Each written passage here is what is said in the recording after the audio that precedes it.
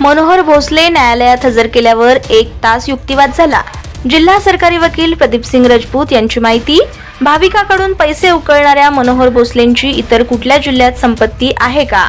पूर्वीच्या बलात्काराच्या गुन्ह्यानुसार कुठल्या महिलांवर त्यांच्याकडून अत्याचार झालेत का? अशा गोष्टींच्या तपासासाठी आणि सध्याच्या 50,000 रक्कम वसूल करण्यासाठी सरकारी पक्षाकडून मनोहर भोसलेंना 5 दिवसांची पोलीस कोठडी मागितली गेली।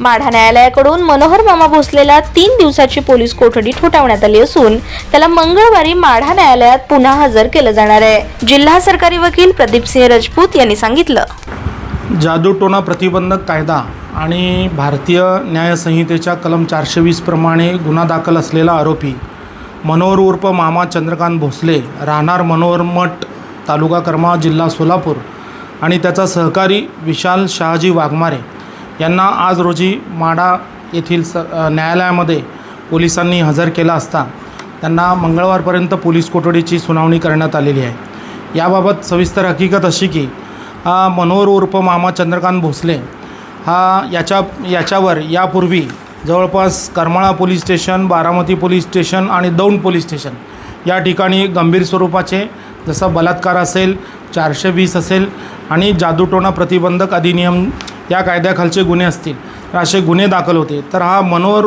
भोसले जो आहे तो सराईत गुन्हेगार असून त्यानं या ठिकाणी यातील फिर्यादी गौतम कसबे यास त्याच्या व्यवसायामध्ये यश येत नसल्यामुळं त्याच्याकडनं 2 लाख रुपयाची मागणी केली आणि पूजा घालण्यासाठी त्याला आग्रहित केलं आणि त्यासाठी त्यानं जवळपास 50,000 रुपये स्वीकारलेले होते। यांच्यामधला यांचा सहकारी एक अनोळखी व्यक्ती असून ज्यानं हे सगळं कनेक्शन लावून दिलं, ज्यानं फिर्यादीचा फोन नंबर दिला, ज्यानं आरोपीचा फोन नंबर दिला, हे कनेक्टिव्हिटी करणारा जो एक अनोळखी इसम आहे तो अद्याप अटक व्हायचा आहे। आणि या मनोहर उर्फ मामा भोसले यानं आजपर्यंत विविध जिल्ह्यामध्ये अशा या जादूटोण्याच्या माध्यमातून संपत्ती जमा केलेली आहे। ती संपत्ती सगळी या ठिकाणी रिकवर करायची आहे।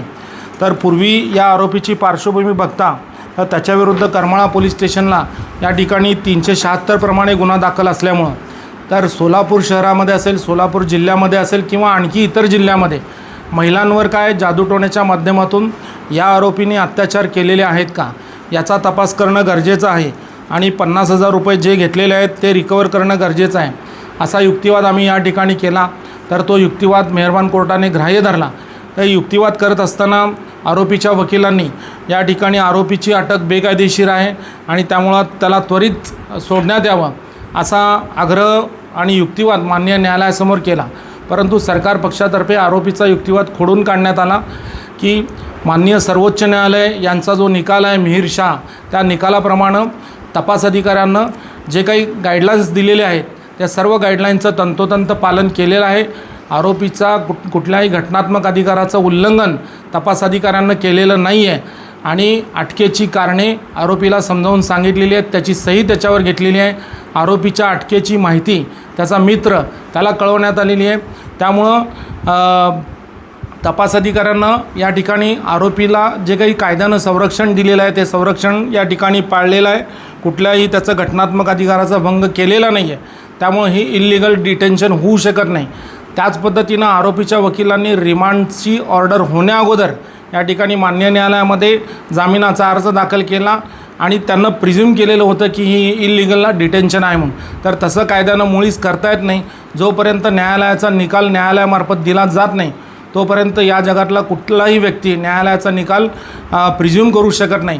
तो देखील युक्तिवाद आम्ही सरकार पक्षातर्फे या ठिकाणी मांडला आणि आमचा युक्तिवाद ग्राह्य धरून आरोपीने दाखल केलेला जामिनाचा अर्ज फेटाळला आणि सरकार पक्षाची 5 दिवसाची पोलीस कोठडीची विनंती आम्ही केलेली होती। तर मेहरबान कोर्टाने मंगळवारपर्यंत आरोपींना पोलीस कोठडी सुनावलेली आहे।